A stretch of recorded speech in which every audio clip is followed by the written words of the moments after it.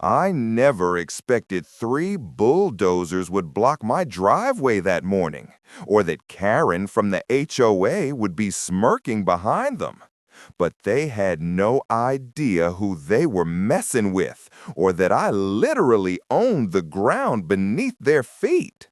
What would you do if you discovered your annoying HOA was not only harassing you illegally, but also stealing thousands from your neighbors?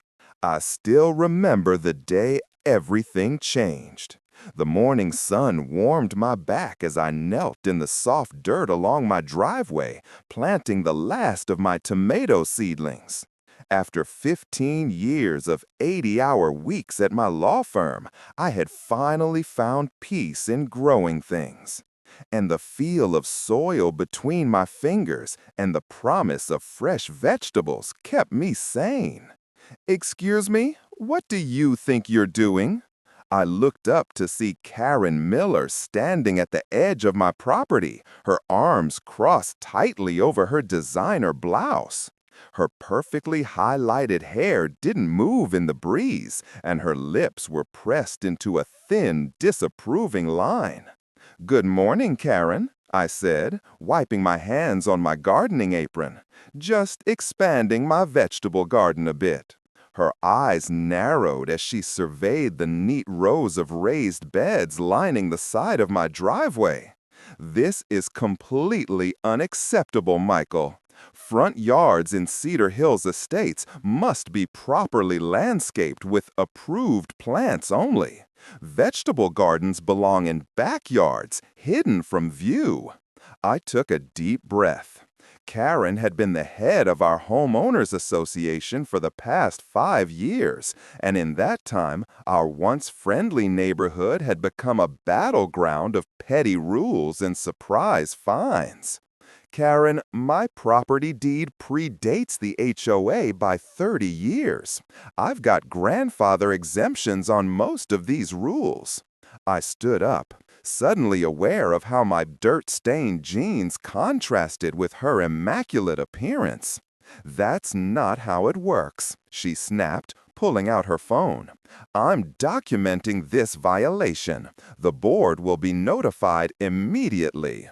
I watched as she took multiple photos, her fingers flying across her screen. Two neighbors walking their dogs slowed down to watch the confrontation. "I've read every page of the HOA agreement," I said, "and I've kept all correspondence with the previous board acknowledging my exemption. Would you like to see the paperwork?" She waved her hand dismissively. "Save it for the hearing. You'll be receiving a formal notice of violation by tomorrow. I suggest you remove all this," she gestured vaguely at my garden, "before fines begin accumulating." As she marched away, I noticed Mr. Howard from across the street giving me a sympathetic look. He'd had his own run-in with Karen last month over the color of his new mailbox. Apparently, forest green wasn't the same as the approved hunter green. That evening, true to her word, I found a bright orange violation notice taped to my front door. $53 daily fine until the unapproved agricultural activity was removed from my front yard. The hearing was scheduled for next week. I took the notice inside and added it to my growing file labeled HOA Nonsense. But something about this felt different, more targeted, more personal. My phone rang. It was Evelyn Carter, the sweet elderly woman who'd lived down the street since before the development even had a name. "Michael, dear," her voice crackled through the phone, "I saw Karen harassing you this morning. You're not the first, you know. Last month, she had the board fine the Johnson family $500 because their daughter's wheelchair ramp didn't match the architectural aesthetic of the neighborhood." My blood boiled. That can't be legal. It wasn't, Evelyn confirmed, but the Johnsons couldn't afford to fight it. They paid the fine and painted the ramp. Karen's been getting bolder since her friend Robert became the HOA's lawyer. I thanked Evelyn for the information and hung up. Sleep didn't come easily that night. The next morning, I decided to do some research before heading to work. My family had owned much of this land before selling to developers in the 1970s. I remembered my father saying something about retaining certain rights, but I'd never paid much attention. I was digging through old boxes in my attic when I heard engines outside, heavy engines. Rushing to my front window, I froze at what I saw. 3 massive bulldozers parked across my driveway, completely blocking my car. Karen stood beside them in a crisp pantsuit, accompanied by a tall man in an expensive suit I didn't recognize. A small crowd of neighbors had gathered on the sidewalk, watching with wide eyes. My heart pounded as I grabbed my phone and the folder of HOA documents. Whatever game Karen was playing, she had just made a serious mistake. As I stepped onto my front porch, Karen's face lit up with a triumphant smile that sent chills down my spine. The bulldozer operators sat idling their engines, waiting for instructions. "Michael Turner," Karen called out, loud enough for everyone to hear. "The board held an emergency meeting last night. Your violations are so severe that immediate action has been authorized." The man beside her stepped forward. "I'm Robert Taylor, legal counsel for the Cedar Hills Estates HOA. These," he gestured to my garden beds, "unauthorized structures are being removed under Section 8.3 of the bylaws, immediate remedy for public nuisance." My neighbors watched in stunned silence. Mrs. Patel covered her mouth in shock. The Henderson kids stopped their bikes to stare. I walked calmly down my front steps, my mind racing through options. I needed to stall while I figured out my next move. "Mr. Taylor," I said, keeping my voice steady, "you might want to check your legal footing here. Those aren't structures, they're temporary garden beds. And more importantly, you're about to make a very, very expensive mistake." Robert's smile faltered slightly. "Your threats don't concern us, Mr. Turner. We have the full authority of the HOA covenant." Karen stepped forward, practically glowing with authority. "Michael, this stubbornness is so unnecessary. Just agree to remove the eyesores, pay the accumulated fines, which are now up to $300, and we can all move on." The bulldozer engines revved louder. The operator of the closest machine looked uncomfortable, glancing between me and Karen. I pulled out my phone. "Before you proceed, I should probably let you know that I'm recording this, and I've just texted my associate at the firm to join us. Oh, and you should probably know something else about this property." Karen rolled her eyes dramatically. "Save the legal mumbo-jumbo, Michael. Nothing you say will stop this." Just then, a sleek black car pulled up to the curb. The neighbors parted as Sheriff Martinez stepped out, followed by a woman carrying what looked like official county records. Karen's face showed confusion, then concern.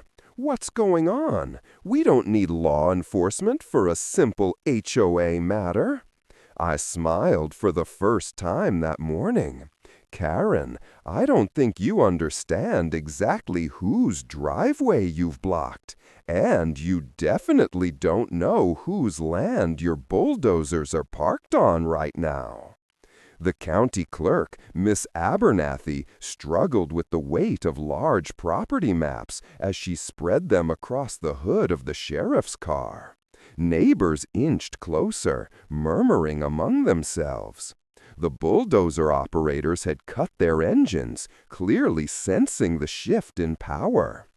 These are the original survey maps from 1973, Miss Abernathy explained, pointing to the yellow documents. And this is the property sale agreement between the Turner family and the Cedar Hills Development Corporation. Karen pushed forward, her confidence visibly wavering. This is ridiculous. Whatever ancient paperwork you've dug up can't override our HOA authority. Sheriff Martinez cleared his throat. Ma'am, I'd suggest you listen carefully to what Miss Abernathy is about to explain. The county clerk adjusted her glasses. According to these records, when the Turner family sold this land for development, they retained specific rights. First, the mineral rights beneath the entire 200-acre development. Her finger traced the boundaries that encompassed our entire neighborhood. Second, all utility easements running under the main roads. And third, most importantly, explicit exemptions from any future homeowners associations for the 5 properties they kept for family members. I stepped forward, my house being one of those 5 properties. Robert Taylor frantically flipped through papers in his briefcase. That's impossible. The HOA covenant applies to all properties within the development. There's no mention of exemptions. Miss Abernathy smiled patiently. That's because your HOA was formed in 1995, Mr. Taylor. These agreements were registered with the county in 1973.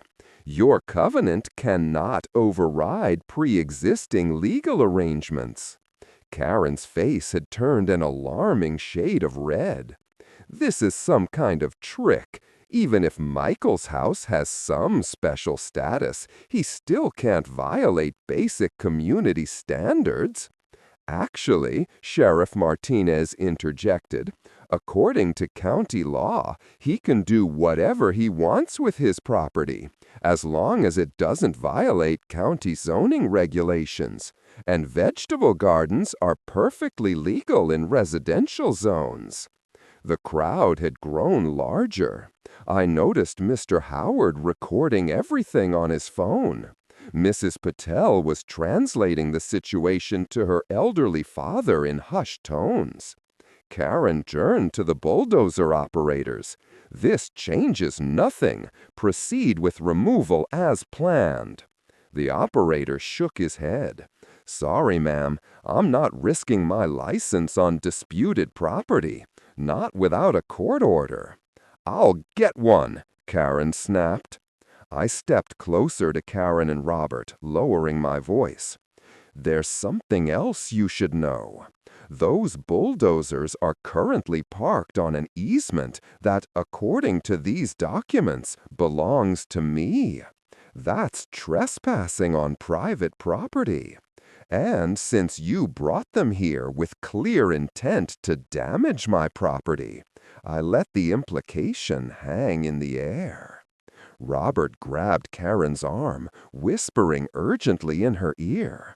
Her eyes widened with something that looked like fear. Sheriff, I said calmly, I'd like to file a report for attempted property damage and trespassing. Sheriff Martinez nodded. We can take care of that right now. This is outrageous, Karen exploded. The HOA has governed this neighborhood for decades. You can't just suddenly claim special privileges. It's not sudden, Karen, came a frail voice from the crowd. Evelyn Carter made her way forward, leaning heavily on her cane. Some of us have known. The old board respected them, but when you took over... Karen glared at Evelyn. Stay out of this. Your Christmas decorations violation hearing is next week, or have you forgotten? Several neighbors gasped at Karen's open threat to the beloved 82-year-old widow. Evelyn smiled sweetly. Oh, I haven't forgotten anything, dear. In fact, my memory is quite excellent. I remember when your husband built that shed 2 feet over the Johnson property line, and when you had Robert here dismiss the violation because, what was it again? Administrative discretion. The crowd began to murmur more loudly. Karen's face flushed deeper as she looked around at the growing number of hostile faces. Robert Taylor checked his watch nervously. Karen, we should continue this discussion in private. Perhaps we could schedule a proper hearing. There will be no hearing, I interrupted. My property is exempt from your authority. Those bulldozers need to be removed from my easement immediately, or I'll add additional charges to my complaint. Sheriff Martinez stepped forward. Folks, let's keep things civil. Miss Miller, Mr. Taylor, I suggest you direct these operators to remove their equipment. Mr. Turner, if you'd like to file that report, we can do so once the area is cleared. Karen looked around desperately, realizing she was losing control of the situation and her audience. The neighbors who had once feared her now watched with open curiosity and satisfaction. This isn't over, she hissed at me. Not by a long shot. As the bulldozers began backing away from my driveway, Evelyn touched my arm gently. Michael, dear, there's something important you should know. It's about the HOA financial records. What about them? I asked quietly. Evelyn glanced around cautiously. Not here. Too many ears. Come by my house this evening. Bring those old property documents. I think we've only scratched the surface of what Karen has been up to. As Karen and Robert retreated to their waiting car, I noticed something I hadn't seen before. Genuine fear in their eyes. Whatever they had been trying to hide by removing my garden so hastily, they now realized they might have awakened something much more dangerous than a simple property dispute. The last bulldozer rumbled away, leaving my tomato plants untouched. Sheriff Martinez approached with his citation book. Want to file that report now? I watched Karen's car speed away. Absolutely. And Sheriff, you might want to contact the county prosecutor. I have a feeling this is going to involve more than just trespassing charges. Before we were done, Evelyn squeezed my hand. 7 o'clock tonight. And Michael, bring a calculator. You'll need it when you see what I found. The neighbors began to disperse, many stopping to examine my garden beds with new interest. Whatever Karen had intended, she had inadvertently turned my modest vegetable garden into a symbol of resistance. I had simply wanted to grow tomatoes in peace. Now I was about to uncover something that would change our entire community forever. Blood rushed to my face as the bulldozer engines roared in front of my house. My neighbors peeked through their curtains, watching the drama unfold. I needed to act fast. With shaking hands, I called the one person who could help me right now. County Clerk's office, this is Martha speaking. Martha, it's Michael Turner. Remember those old land deeds we discussed last month? I need them at my house immediately. It's an emergency. Karen strutted around my front yard like she owned it, pointing at my garden beds and gesturing wildly to the bulldozer operators. The taller man in the suit, Robert, kept nodding and checking something on his clipboard.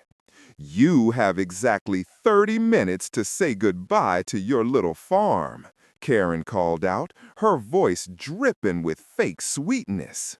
Maybe next time you'll learn to follow the rules like everyone else. I stood my ground. I suggest you don't touch anything until Martha arrives. Who's Martha? Karen snapped, her smile faltering slightly. You'll see. The next 20 minutes were excruciating. The neighbors had started to gather across the street, whispering among themselves. Some looked sympathetic. Others seemed to enjoy the show. I noticed Mrs. Howard from across the street filming everything on her phone. Martha's county vehicle pulled up exactly 27 minutes later. She wasn't alone. She'd brought the entire property records team and 4 huge boxes of documents. Karen's smug expression wavered. "What's all this?" Robert asked, stepping forward with his hand extended. "I'm Robert Taylor, HOA legal counsel." Martha ignored his hand. "Martha Gonzalez, county clerk. I understand there's a property dispute occurring on historically significant land." I couldn't help but smile as I helped Martha spread the yellowed maps and documents across the hood of my car. The oldest one dated back to 1887, my great-great-grandfather's original land purchase. "Miss Miller," Martha said, adjusting her glasses as she pointed to a boundary line on the oldest map. "Are you familiar with the Turner Land Trust, established in 1923? Karen crossed her arms.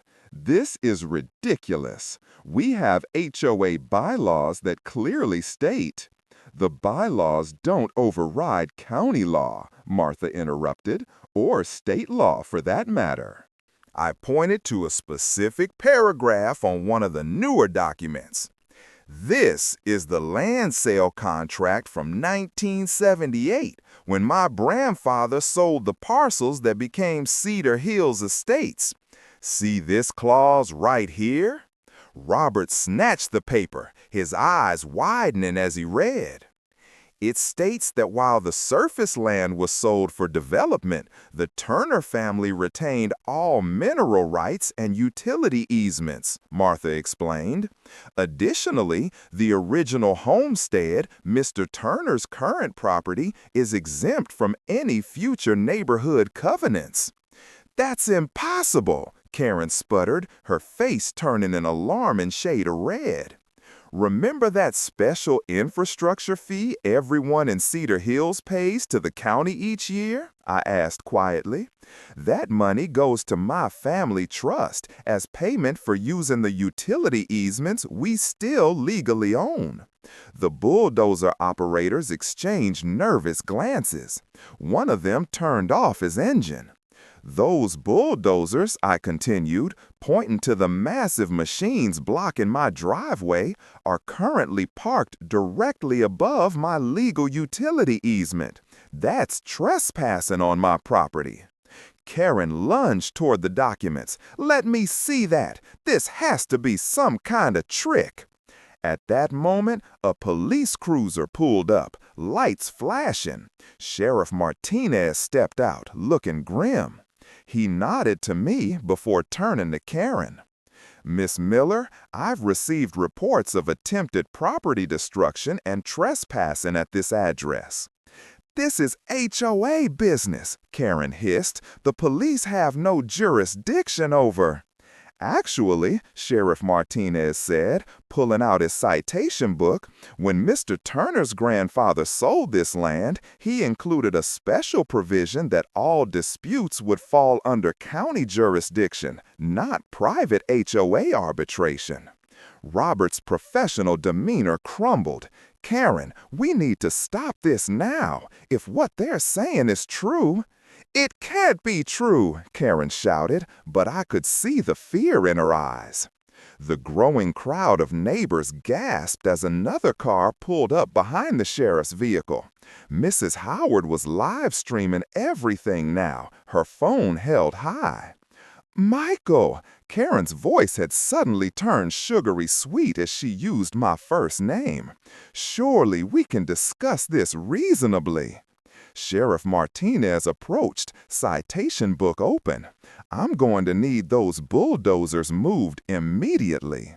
The operators were already climbing back into their machines, eager to distance themselves from this mess.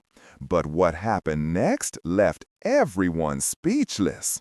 The back door of the car behind the sheriff opened and a familiar figure stepped out, someone nobody expected to see, someone who would change everything about this fight. "Stop those machines right now!"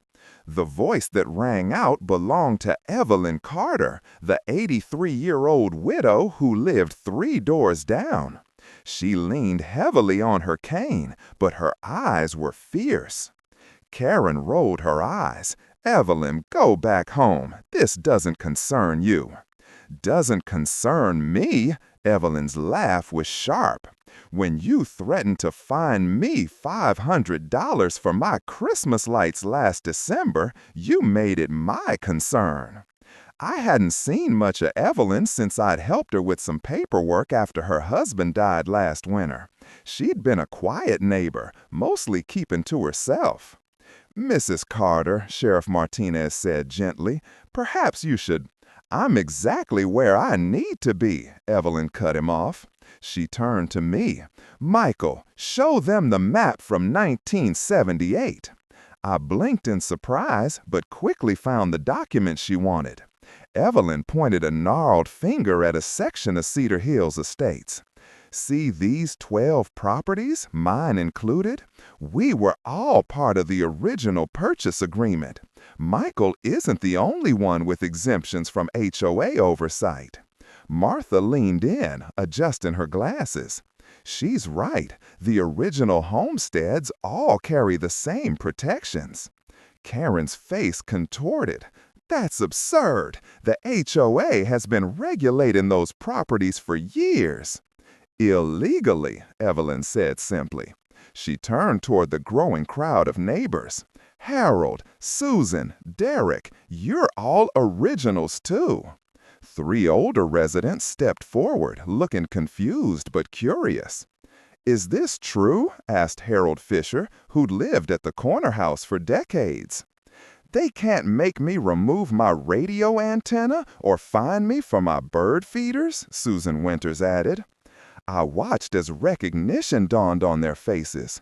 For years, they'd been bullied by the HOA, paying fines they never needed to pay, altering their homes to meet regulations that didn't apply to them. Robert pulled Karen aside, whispering urgently in her ear.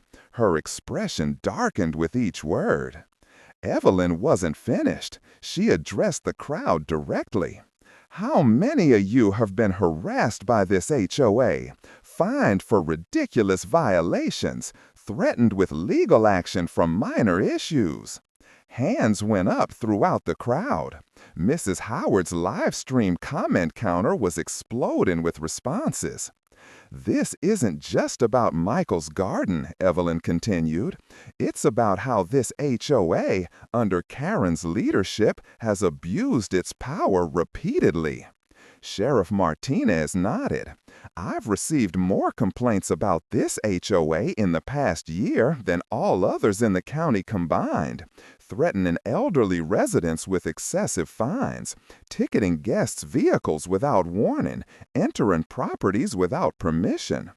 Karen pushed past Robert, her face twisted with anger.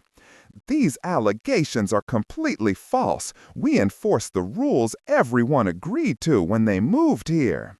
"Except we didn't all agree," I said quietly. "And you knew that, didn't you?"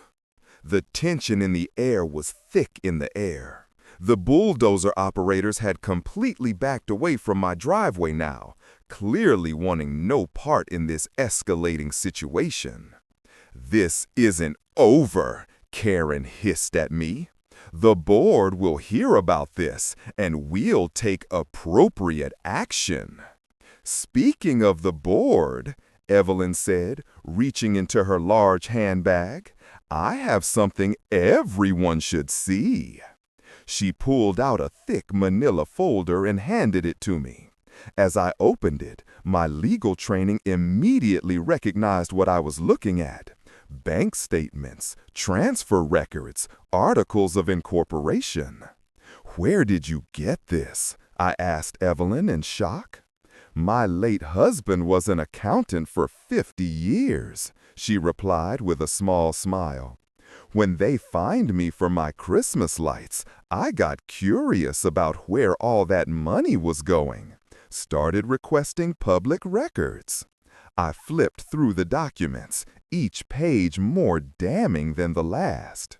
The HOA had been collecting special assessment fees from every household for a community pool renovation that never happened. Over $300,000 had disappeared into a company called CHA Holdings, LLC. I turned to the last page, the LLC registration document. The managing members were listed clearly: Robert Taylor and Karen Miller. Karen saw what I was looking at and lunged for the folder. "That's private HOA business." Sheriff Martinez stepped between us. "Ma'am, I suggest you step back right now."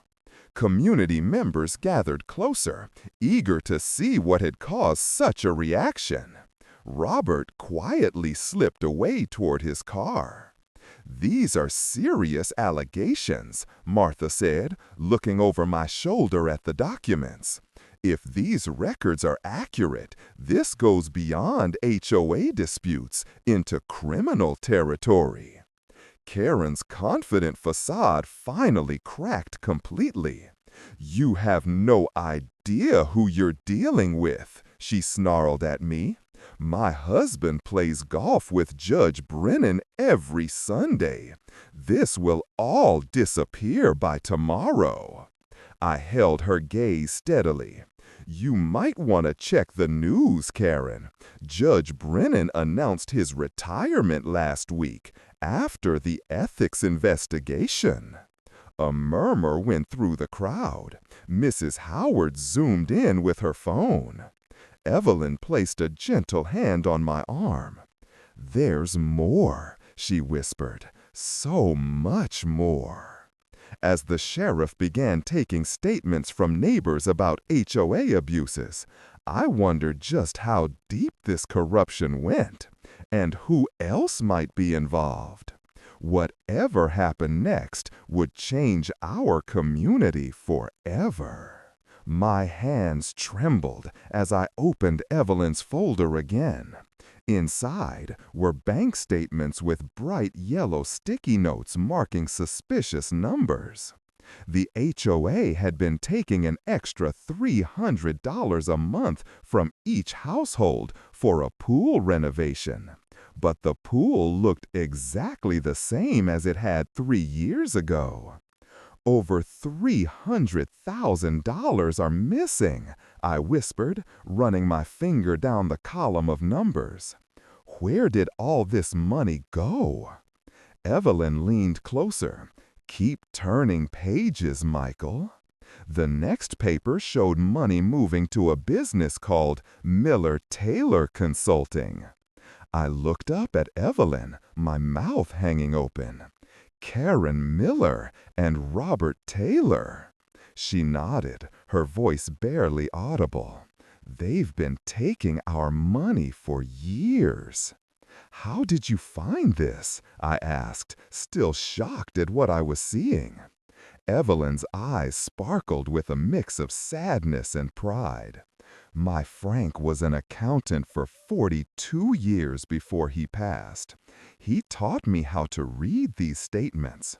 When Karen fined me $200 for leaving my Christmas lights up 2 days too long, I got angry. So I started looking at the HOA papers they send us every month that nobody reads." I pulled out my phone. "We need to tell everyone right now." "Wait," Evelyn said, placing her hand on mine. "There's more. Look at the last page." The final document showed that Karen and Robert had plans to use the HOA rules to force 5 elderly homeowners to sell their houses at below market prices. My blood ran cold when I saw they planned to buy the properties through their company and flip them for double the price.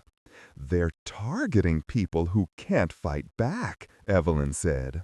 People like me who live alone, who might get scared by legal threats.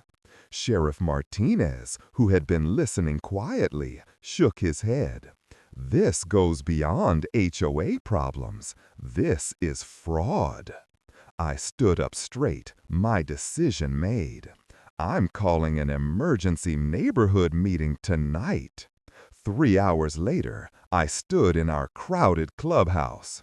People sat in chairs, stood against walls, and even crowded by the windows outside to hear. I had connected my laptop to the big screen on the wall, showing the evidence page by page. These people we trusted to run our community have stolen over $300,000, I said, my voice steady despite my racing heart. Money that was supposed to fix our pool, our roads, our playground. Gasps filled the room as I showed where the money had gone. When I revealed the plan to push out elderly neighbors, angry shouts erupted. "Where are Karen and Robert now?" someone called out. "They were invited to this meeting, but chose not to come," I replied.